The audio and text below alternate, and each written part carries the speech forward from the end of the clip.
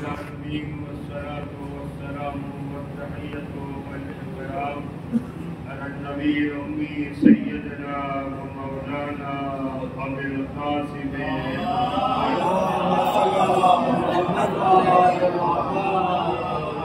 وعلى آله الطيبين الطاهرين المعصومين المظلومين ولعنة الدائمة الباقية على أعدائهم أجمعين. أما بعد، وقد قال الله الحكيم في كتابه الكريم: بسم الله الرحمن الرحيم. إن الله وملائكته يصلون على النبي يا أيها الذين آمنوا صلوا عليه وسلموا تسليما. اللهم صل على محمد. اب سے گزارش ہے ایک مرتبہ سورہ حمد اور 3 مرتبہ سورہ توحید کی تلاوت فرما کر اپنے دلاور حسین کونین حیدر ابن نظر عباس سید ابو الحسن ابن سید ناصر حسین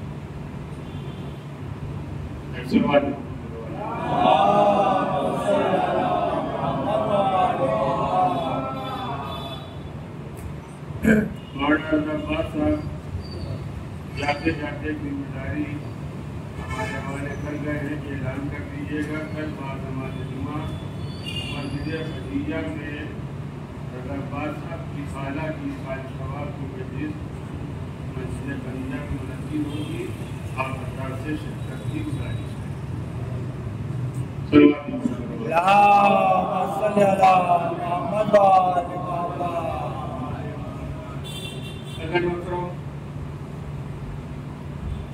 عیسائی کریمہ کی تلاوت کا شرف حاصل کیا ہے. عام طور سے جب انسان مقام سے تبلیغ میں قدم رکھتا ہے یعنی امر بالمعروف اور نہی عن المنکر کے راستے پر چلنے کا ارادہ کرتا ہے تو شریعت نے بھی اس بات کا حکم دیا ہے کہ کسی بات کا حکم دینے سے پہلے اگر انسان اپنی زبان میں اثر پیدا کرنا چاہتا ہے تو پہلے خود کرے، بعد میں دوسرے کو حکم دے. حالانکہ ایسا کوئی لازمی اور ضروری نہیں ہے، ورنہ اگر یہ لازمی ہوتا، اگر ایک شرابی کسی کو دوسرے کو منع کرے تم شراب نہ پیو تو پھر ہم کہتے ہیں خود کو پی رہے ہیں، ہم کو منع کر رہے ہیں. نہیں، اس کا کام اپنی جگہ پر ہے، دوسرے کو حکم دینے کا بہرحال اس کو منع کرنے کا اختیار ہے. چور خود چوری کرے دوسروں کو منع کرنا چاہے تو آپ منع یہ نہیں کرتے، جب خود تو کر رہے ہو، پیسہ کما رہے ہو اور ہم کو منع کر رہے ہو، ایسی کوئی بات نہیں ہے. بہتر یہ ہے کہ جب انسان کو کام تبلیغ میں قدم رکھے، بہتر یہ ہے کہ انسان اپنی زبان پہ اثر پیدا کرنے کے واسطے ان تمام تر صفات و کمالات کو اپنی ذات کے اندر محفوظ کر لے تاکہ بات میں اثر پیدا ہو. شاید یہ وجہ ہے کہ ہمارے بزرگوں نے جب مقام تبلیغ میں جانے والے کو رخصت کرنے کا ارادہ کیا، کیونکہ ہم حالات میں ماہ رمضان اور ماہ محرم میں مدارس میں چھٹیاں ہوتی ہیں، تو جب چھٹیوں سے پہلے ایک شاگرد اپنے استاد کی خدمت میں حاضر ہوا اور حاضر ہونے کے بعد کہتا ہے حضور میں چھٹیوں پر جا رہا ہوں، میں تبلیغ پر جا رہا ہوں، میں ماہ محرم میں جا رہا ہوں، میں ماہ رمضان میں جا رہا ہوں، آپ کوئی ایسا نسخہ بتا دیجیے کہ جس کی بنیاد پر میری زبان میں اثر پیدا ہو. جو بات میں کہوں ہر آدمی ہماری بات کو قبول کر لے، ہماری بات پر عمل کرنے لگے۔ تو استاد نے ایک جملہ کہا، دیکھو یاد رکھو مقام تبلیغ میں قدم رکھتے ہوئے اتنا خیال رکھنا کہ تمہیں زبان سے کچھ نہ کہنا پڑے اور تمہاری بات اثر انداز ہو جائے۔ اب شاگرد نے پوچھا یہ کون سا فلسفہ ہے، ہم زبان سے کچھ نہ کہیں اور ہماری بات میں اثر ہو جائے؟ استاد نے کہا جو مجھے کہنا تھا میں نے کہہ دیا، جا کر اس پر غور کرنا تو تمہیں اندازہ ہوگا کہ میں نے کیا کہا۔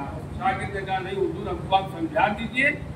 تو آپ نے فرمایا جو بات کہنا چاہتے ہو کہنے سے پہلے اگر خود عمل کرو گے تو کہنے کی ضرورت نہ ہوگی، ہر آدمی سمجھے گا یہ ضروری تھا، لہذا ہمارا قائد، ہمارا حاکم، ہمارا عالم خود انجام دے رہا ہے، لہذا ہمیں بھی انجام دینا چاہیے۔ ایک سلوات محمد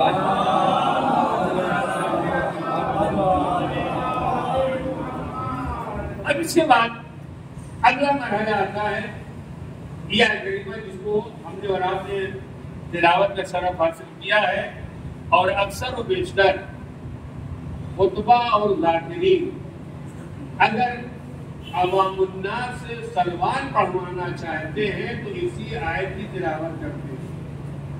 ان اللہ و ملائکتہ یصلون علی النبی یا ایھا الذین آمنوا صلوا علیہ وسلموا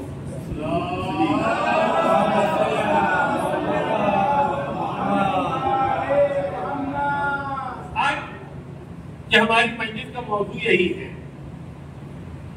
یہ سلوات جس کے بارے میں عام طور سے کہا جاتا ہے پہلے خود کیجیے تب دعوت دیجیے، شاید انہی باتوں کی بنیاد پر پروردگار عالم نے ہمیں اور آپ کو یہ سمجھایا ہے۔ ان اللہ و ملائکتہ، بے شک اللہ اور اس کے ملائکہ، یصلون علی النبی، یہ دونوں زبان مقدسہ نبی پر درود و سلام پڑھتے ہیں۔ یا ایھا الذین آمنوا، اے وہ صاحبان ایمان تم بھی محمد و آل محمد پر درود و سلام پڑھا کرو۔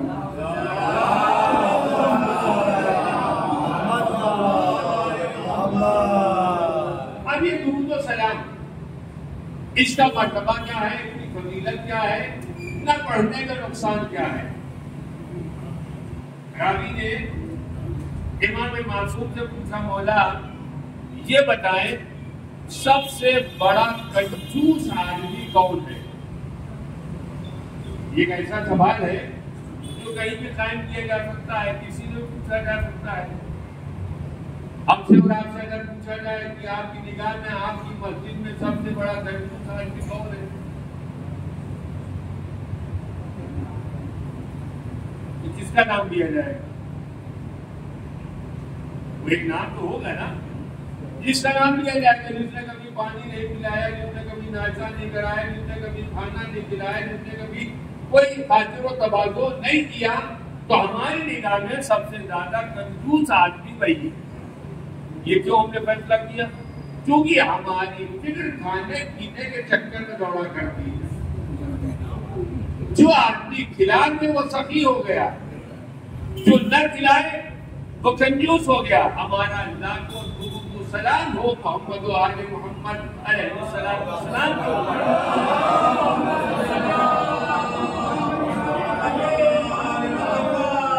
ابراہیمی نے امام معصوم سے پوچھا مولا سب سے بڑا کنجوس آدمی کون ہے؟ تو معصوم نے فرمایا میری نگاہ میں سب سے بڑا فقیر اور کنجوس انسان وہ ہے جو ہم اہل بیت کا نام سنے اور ہم پر درود و سلام نہ پڑھا۔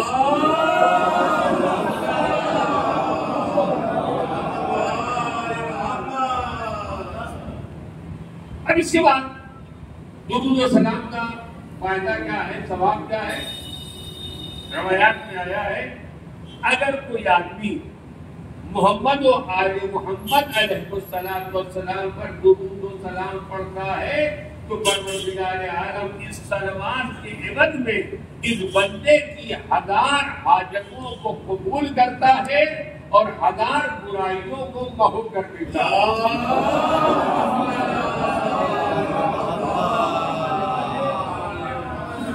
اگر کوئی فائدہ ہو یا نہ ہو، ساری باتیں تو میں نے روایات اور احادیث کے اعتبار سے بتایا، مان لیا جائے کہ کوئی فائدہ نہیں ہے، لیکن کم از کم اتنا تو فائدہ ہے کہ اگر ہم نے 5 منٹ 2 منٹ 1 منٹ میں اس فطرے کو ادا کیا، صلوات کے فطرے کو ادا کیا، تو کم از کم اتنی دیر ہماری زبان کار خیر میں مصروف رہے گی اور دنیا کی خرافات سے ہماری زبان محفوظ رہے گی۔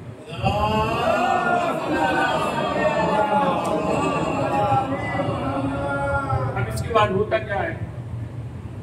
جب تک کہا نہ جائے تب تک ہم صلوات پڑھنے کو تیار نہیں ہوتے۔ میں بارہا گزارش کیا ہے، آج پھر دوہرا دے رہا ہوں، اکثر و بیشتر مولا کائنات کا ایک مشہور و معروف جملہ ہے، مولا فرماتے ہیں نیکیاں بہت ہے کرنے والے کم ہیں۔ نیکیوں کی تعداد معین نہیں ہے، بہت ہے لیکن کرنے والا کم ہے۔ مثال کے طور پر ہم اور آپ اپنے گھر سے برآمد ہوئے مسجد آنے کے واسطے، گھر اور مسجد کے درمیان نہ جانے کتنی اذان کی آوازیں ہمارے کانوں سے ٹکراتی ہے نا؟ حکم شریعت کیا ہے؟ جب اذان کے الفاظ کو سنو تو اذان کے فقرات کو دہرانے میں بھی ثواب ہے، لیکن ہمارا فلسفہ کیا ہے؟ ہمارا فلسفہ یہ ہے، یہ اذان دوسروں کی ہے، یہ اذان ہماری نہیں ہے، اذان میں بھی دوسرا اپنا ہو گیا۔ بھائی تم اس وقت اتنا تو خیال کرے، یہ اذان کا کہنے والا مؤذن جو باتیں کہہ رہا ہے کیا ہمارے اور ان میں کوئی فرق ہے؟ مؤذن نے کہا اللہ اکبر تو ہمارا خدا کوئی اور ہے، ان کا خدا کوئی اور ہے۔ اشہد ان لا الہ الا اللہ، میں گواہی دیتا ہوں کہ خدا کے علاوہ کوئی خدا اور نہیں ہے، کیا ہمارا خدا کوئی اور ہے، ان کا خدا کوئی اور ہے؟ اشہد ان محمد رسول اللہ، میں گواہی دیتا ہوں محمد اللہ کے رسول ہیں، کیا ان کا محمد کوئی اور ہے، ہمارا محمد تو اور ہے۔ ایک مرحلے میں آ کر تھوڑا سا فرق پیدا ہوتا ہے، ہم علی کی ولایت کا اعلان کرتے ہیں، برادران اسلام علی کی ولایت کا اعلان نہیں کرتے۔ جہاں پر ہمارا اور ان کا رابطہ الگ ہونے لگے وہیں پر علی کی ولایت کا اعلان کر کے بتاؤ تمہارا رابطہ اور ہے اور ہمارا رابطہ اور ہے۔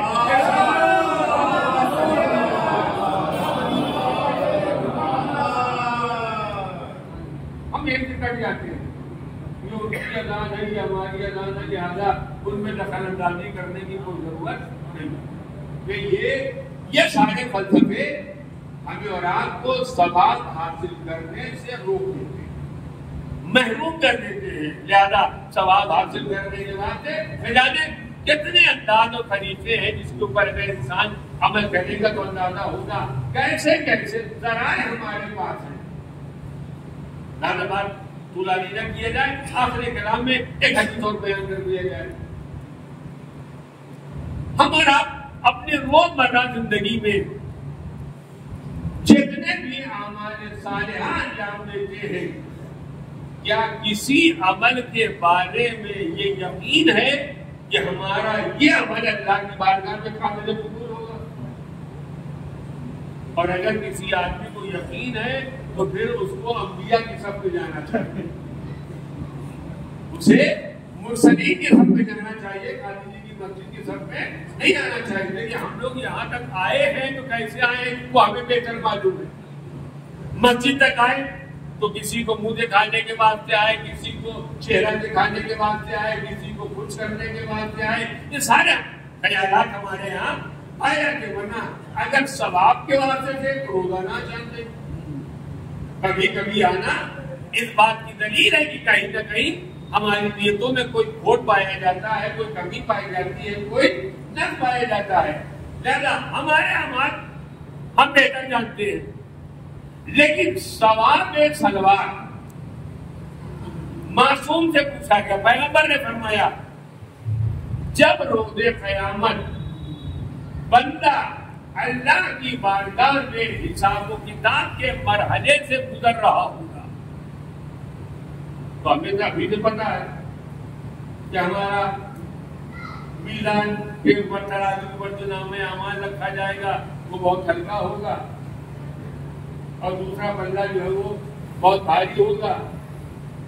معلوم ہے کہ پہلے ہی مرحلے میں فیل ہو گئے. اب وہاں پر کون کس کے کام آئے گا؟ قرآن تو کہہ رہا ہے کوئی کسی کے کام نہیں آئے گا. نہ باپ بیٹے کے، نہ بیٹا باپ کے، نہ بھائی بہن کے، نہ بھائی بھائی کے. اگر کوئی شے کام آنے ہماری وہ نیکیاں جو ہم نے اہل بیت علیہ السلام کی خدمت میں بطور نذرانہ پیش کیا وہی کام آنے والی. اب اس کے بعد حساب و کتاب ہو گیا تو فیل ہونے کا نتیجہ کیا ہوگا؟ کہاں جائیں گے؟ جنت میں. کوئی چانس ہی نہیں، ناکام ہو گئے. ہمارے پاس اعمال صالحہ نہیں ہے، ایک اور ہمارے پاس نہیں ہے، لہٰذا جنت میں جانے کا کوئی امکان نہیں ہے. اب روز محشر ایک اللہ کا بندہ حیران و پریشان کیسے کس کو پکڑ لیا جائے، کس میدان محشر میں ہمارے کام آ سکے. روایت میں اتفاق ایسا ہوگا کہ ایک مرتبہ بندے کی نگاہ سرکار دو عالم حضرت محمد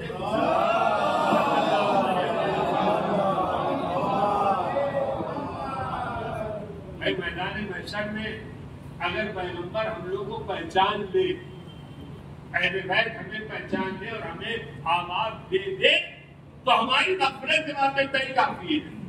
تو مطلب ہم جا کے آگے بڑھ کر کے یہ کہہ سکتے ہیں ہمیں کوئی جانے یا نہ جانے، ہمیں پیغمبر پہچانتے ہیں، اہل بیت پہچانتے ہیں، ابھی ہماری سلام و دعا ہوئی ہے، لہٰذا ہم تو انہی کے بھروسے آئے ہیں.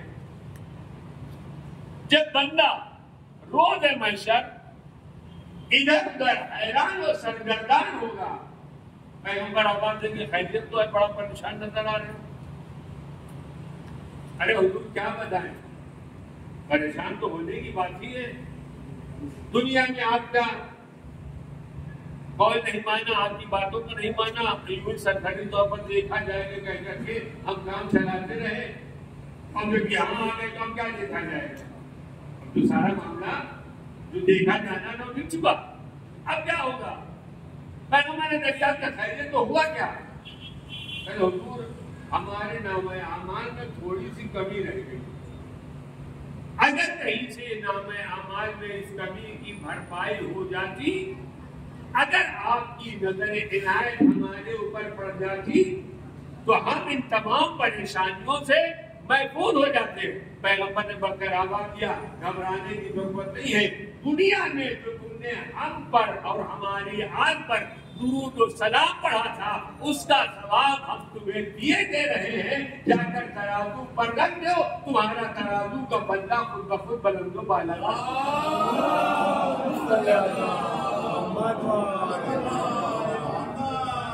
اب اس کے بعد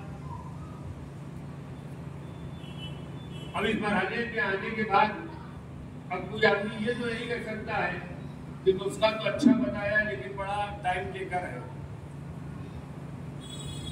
نسخہ تو اچھا بتایا لیکن بڑا خرچ والا ہے. کوئی خرچ والا نہیں. اگر ہمیں اپنی عاقبت اور اپنی آخرت کو بنانا ہے، شاید یہ وجہ ہے، ایک بات اور سمجھ فرما لیں، شاید یہ وجہ ہے. اکثر و بیشتر ہم میں سے لوگ شکایت کرتے ہیں ہم تو دعا مانگتے ہیں ہماری دعا قبول ہی نہیں ہوتی. ہماری دعا قبول کیسے ہو؟ ہم تو دعا مانگتے ہوئے بھی آناکانی کرتے رہتے ہیں. دل کی گہرائیوں سے اگر اللہ کی بارگاہ میں دعا کر دی جائے تو یقیناً پروردگار ہماری دعا کو قبول کرتا ہے. لیکن ہم سرے راہے باتوں باتوں میں دعا کرتے ہیں. پروردگار تجھ کو تو پتہ ہے ہمیں کیا چاہیے. اللہ آواز دیتا مجھ کو تو سب پتہ ہے، لیکن مجھے یہ دیکھنا ہے کہ تمہاری نگاہ میں کون سی دعا قابل اعتبار ہے، تم کون سی دعا مانگنا چاہتے ہو. ہم دعا مانگتے ہیں ہماری دعا قبول نہیں ہوتی. मासूम ने बढ़कर आवाज दिया, दुआ मांगने का जो तरीका हमने तुमको बताया है, अगर उस तरीके के एतबार से तुमने दुआ मांगी होती तो यकीनन तुम्हारी दुआ अल्लाह की बारगाह में यकीनन कबूल होती। अब हो सकता है कोई आदमी ख्याल करे वो तरीका क्या है, कैसे हमारी दुआ कबूल होगी।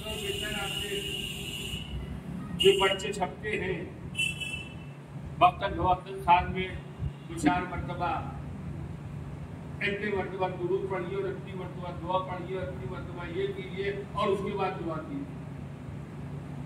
ये हर कदम पर दुरूद का सहारा क्यों लिया जाता है? अपनी दुआ से पहले सलवात पढ़िए, अपनी दुआ के बाद सलवात पढ़िए। क्यों? इसलिए कि अल्लाह की बारगाह में इकलौती दुआ है जिसको अल्लाह यकीनन कबूल करता है, जिसके रद्द होने का इम्कान नहीं है, और वो दुआ है अल्लाहुम्मा सल्ली अला मुहम्मद व आलि मुहम्मद।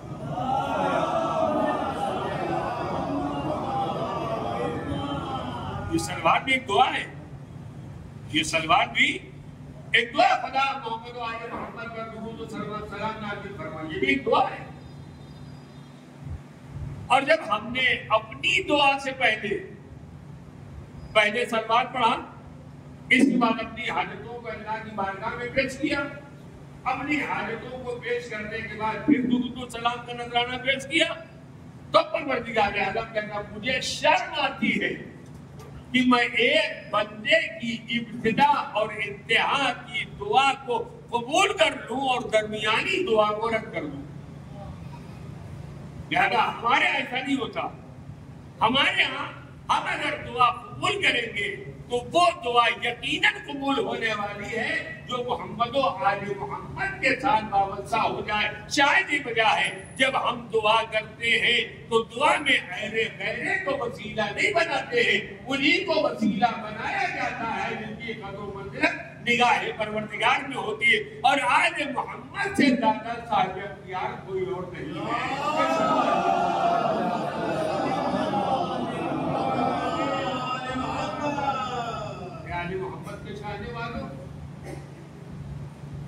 जब तुम्हारे पास कोई वक्त ना हो, रास्ता तय कर रहे हो, दुरूद सलाम पढ़ते रहो, बिस्तर पर लेट गए हो, दुरूद सलाम पढ़ते रहो। आज ये है क्योंकि शब जुमा है, आज ये है अगर कोई बंदा इस शब जुमा में अपने वालिदैन की मग़फ़िरत के वास्ते, अपने मरहूम की मग़फ़िरत के वास्ते हम तो सूरा नहीं पढ़ सकता है या याद नहीं है, तो तन्हा सलवात पढ़ करके जो सवाब सलवात का मिलने वाला है अपने मरहूमीन की अरवाह तैयबा को हदिया कर देगा।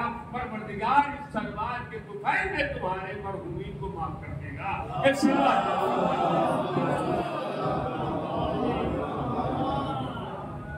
ये है सलवात की कदर मंजिलत। इसके बाद एक बात और बात को तमाम पैगंबर ने फरमाया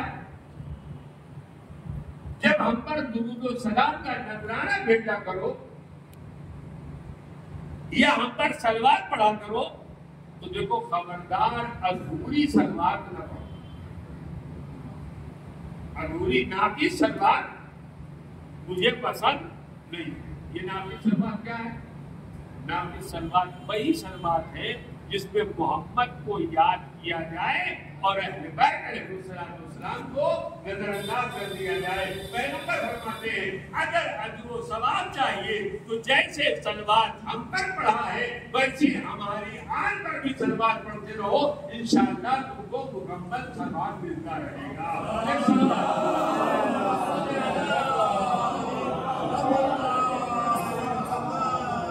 अंदाजा लगाएं जिन ज़वात मुक़द्दसा के वास्ते परवरदिगार आलम ने इतने फ़ज़ाइल व मनाक़िब बयान किए, जिसके वास्ते पैगंबर इस्लाम ने इतनी फजीलतें बयान किया, लेकिन दुनिया वालों ने अहले बैत अलैहिस्सलाम के साथ वो बर्ताव नहीं किया जो बर्ताव उनका हक बनता था कि वो बर्ताव उनके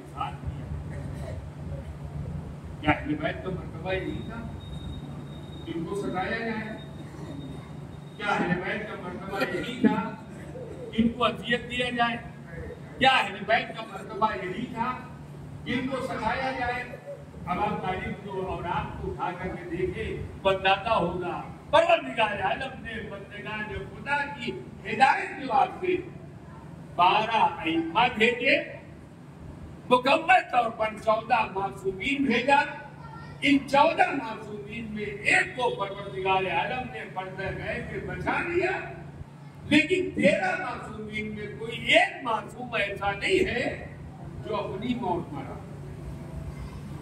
किसी को जहर दिया गया या किसी को तलवार से शहीद कर दिया गया। हर एक की कैफियत और हर एक का अंदाज वही रहा। चुनांचे आज की तारीख जिस इमाम मासूम की है, बज़ाहिर दुनिया वालों ने बड़ा अच्छा बर्ताव किया, मोहब्बत का इजहार किया और मोहब्बत का इजहार करते करते यहाँ तक कि हमने आपको अपना वली अहद बना दिया, हमने आपको सरबराह मुमलिकत बनाने की पेशकश कर दिया। फिर इमाम ने सरबराह मुमलिकत बनने से इनकार कर दिया तो आपको वली अहद बना दिया गया। लेकिन वली अहद बनाने के बाद भी ये सियासत की दुनिया में, फंकारी की दुनिया में, दगाबाजी की दुनिया में, चालबाजी की दुनिया में ओहदा भी दिया जाता है और जिंदगी का खात्मा भी किया जाता है। इमाम रज़ा को दरबार में बुलाया गया और दरबार में बुलाने के बाद आपकी खातिर तवाज़ो की गई। कैसी खातिर तवाज़ो? फल भी रखा गया, नेमतें दुनिया भी रखी गई, लेकिन वो नेमतें जो ईमान के सामने रखी गई वो ज़हर आलू। ऐसा नहीं है कि हमारा इमाम नऊज़ुबिल्लाह उसको पता नहीं है कि नेमत में क्या मिला हुआ है। जो बात और साफ नेमतें थी उसको अपने सामने रखा, जो ज़हर आलू थी उसको ईमान के सामने रखा और उसके बाद कहा जा रहा मौला बिस्मिल्लाह नोश फरमाइए, तनावुल फरमाइए। इमाम ने थोड़ा तनावुल फरमाया, रुके। एक मरतबा हाकिम आगे बढ़ा और आगे बढ़ने के बाद अपने हाथ से अपने सामने के अंगूर को उठाया और उठाने के बाद अपने मुंह में रख दिया। आपको ये खतरा है कि इसमें कुछ मिला दिया गया है, लेकिन मैं तो खा रहा हूँ और आपसे भी कह रहा हूँ बिस्मिल्लाह कीजिए। हाकिम ने अपने अंगूर को खाया, दहन में रख लिया, क्योंकि साफ सुथरा था, लिहाजा कोई बात नहीं हुई। इमाम के सामने का जो अंगूर था, जब इमाम पर इस्रार किया गया तो इमाम मासूम ने बढ़ करके चंद दानों को उठाया, अपने दहने अमदद में रखा और रखने के बाद अब इमाम रज़ा अपनी जगह से उठे। एक मरतबा हाकिम पूछा, मौला कहाँ जा रहे हैं? इमाम रज़ा फरमाते, जहाँ तुमने भेजा है वहाँ मैं जा रहा हूँ। क्या समझते हो मुझे नहीं पता है? मुझे सब पता है। इमाम उठे, बैत शरफ में आए और आने के बाद अपने हुजरे में दाखिल हुए। जनाब अबा सल्म को बुलाया और बुलाने के बाद फरमाते, हे अबा सल्म, मैं दरबार में गया था, मुझे जहर दिया गया है, जहर ने अपना असर करना शुरू किया है। देखो अगर कोई हुजरे में आना चाहे तो किसी को हुजरे में आने न देना। जनाब अबा सल्म कहते हैं, मैं नरे दौलत पर बैठ गया और निगरानी करने लगा, लेकिन थोड़ी देर न गुजरी मेरे कानों से किसी के बात करने की आवाज आई। एक मरतबा मैं हुजरे में दाखिल हुआ, मैं दरवाजे पर बैठा हुआ हूँ, कौन आपने दरवाजे शर्म में आ गया। जनाब अबा सल्म आगे बढ़े, क्या देखा एक कौसिक बच्चा है जो इमाम के सीने पर बैठा हुआ गुफ्तगू कर रहा है, सर रखे हुए है, बात कर रहा है। एक मरतबा आगे बढ़े, बढ़ने के बाद आवाज सल्लम, आप कौन है? मैं दरवाजे पर खड़ा हूँ, मैं निगरानी के वास्ते। एक मरतबा इमाम मोहम्मद तकी फरमाते हैं, ए अबा सल्म तुम घबराओ नहीं, मैं अपने बाप का बेटा हूँ, मेरे बाप का वक्त आखिर है, मैं आया हूँ कलमा के वसीयत को सुनने के वास्ते, मेरा जी चाहता है इमाम امام رضا کی بارگاہ میں گزارش کیا جائے مولا آپ کو زہر دیا گیا، زہر نے اثر کیا، زہر کے بعد پیاس کی شدت محسوس ہوتی ہے، آپ کو جب وصیت کرنے کا جی چاہا امام محمد تقی آ گئے، آپ نے وصیتیں کیا، آپ کی وصیتوں پر عمل کیا گیا، لیکن اے امام رضا ذرا میدان کربلا میں آ جائیے، آپ کا جد امجد حسین مظلوم وقت آخر ہے، وصیت کے واسطے کوئی سرانے نہیں آیا، آپ بیمار کربلا کے سرانے گئے، اے بیٹا ذرا سے آنکھیں کھولو، سید سجاد نے آنکھیں کھولی، اے بوبی اماں خیریت تو ہے؟ زینب نے بڑھ کر آواز دیا، بیٹا تیرا بابا روزت حاضر کے واسطے آیا ہے، بیمار کربلا فرمانے بوبی اماں چچا عباس کہاں ہے؟ بھیا علی اکبر آئے، حسین نے بڑھ کر آواز دیا، اے بیٹا کسی کا نام نہ لو، اس دنیا میں کوئی نہیں بچا، مردوں میں تنہا ہم ہیں یا تم ہو۔ امام حسین نے وصیت فرمائی، اے میرے لال جب زندان شام سے چھڑ کر کے وطن جانا، میرے چاہنے والوں کو میرا سلام کہنا اور کہنا، اے چاہنے والوں جب ٹھنڈا پانی پینا، میری پیاس کو یاد کرنا، کسی مظلوم کا تذکرہ ہو تو مجھ حسین غریب کا تذکرہ کرنا، میں اس دنیا سے مظلوم جا رہا ہوں، اے میرے لال وطن میں جانے کے بعد چاہنے والے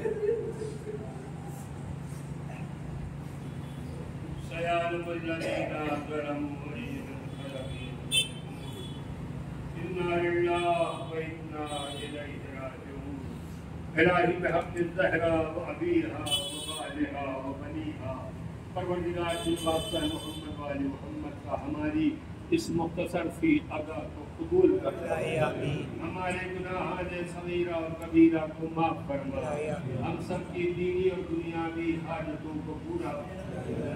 محبان آل محمد جہاں کہیں بھی ہیں ان کے جان مال عزت و آبرو کی حفاظت فرما، پرچم اسلام کو سربلندی عطا فرما، پرچم کفر و نفاق کو سرنگو فرما۔ جن مرحومین کے اصال ثواب کی محنت سے مجلس ادا کا انعقاد ہے، پروردگار ان تمام مرحومین کی مغفرت فرما، جوار معصومین کے جگہ عنایت فرما، ہمارے امام زمانہ کے ظہور میں تاجیل فرما، ہم سب کو ان کے اعوان و انصار میں شمار فرما۔ 1 مرتبہ سورہ حمد اور 3 مرتبہ سورہ توحید کی تلاوت فرما کر سید ابو الحسن ابن نادر حسین کونین حیدر ابن نظر عباس شہنشاہ عالم ابن دلاور حسین مہدی حسن عابدی ابن سید حسن مرحوم کی